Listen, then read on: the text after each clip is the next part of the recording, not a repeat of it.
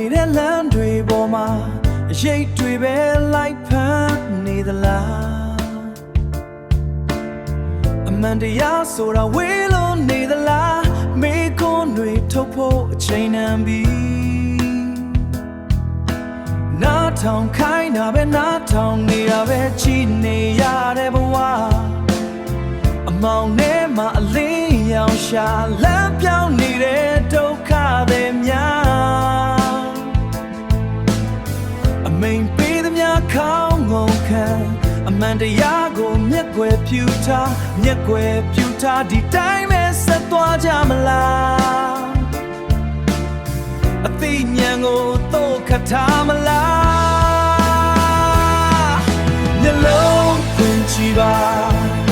အမှန်တရားကိုမြင်အောင်ကြည်နာဆွင့်ထားပါ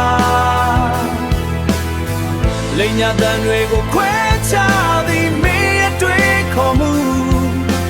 မင်းရဲ့လွတ်လပ်ခွင့်ဘသူလက်ထဲမှာအမထားပါနဲ့ကိုလမ်းကိုပေါ့ကိုမန်တရားနဲ့လွတ်လပ်စွာရှင်သန်ဖို့မျက်လုံးဖွင့်ကြည့်ပါကြောက်ရွံ့ခြင်းတွေကချုပ်နှောင်တရားကတော့လွတ်လပ်ခြင်းရဲ့အောင်လန်း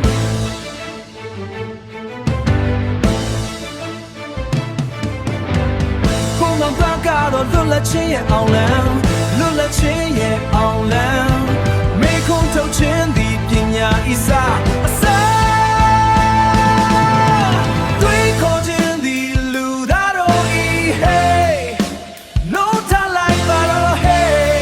မြေအောင်ကြည့်လိုက်ပါတော့သမိုင်းဆိုတာရှိသားသူရဲ့လက်ထဲအမှန်တရားတော့ချိန်ရစတဲ့ချက်ထဲ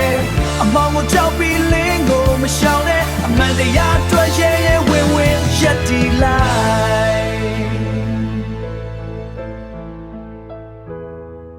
မျက်လုံးဖွင့်ကြည့်ပါနားဆွင့်ထားပါလွတ်လပ်စွာတွေးခေါ်ပါ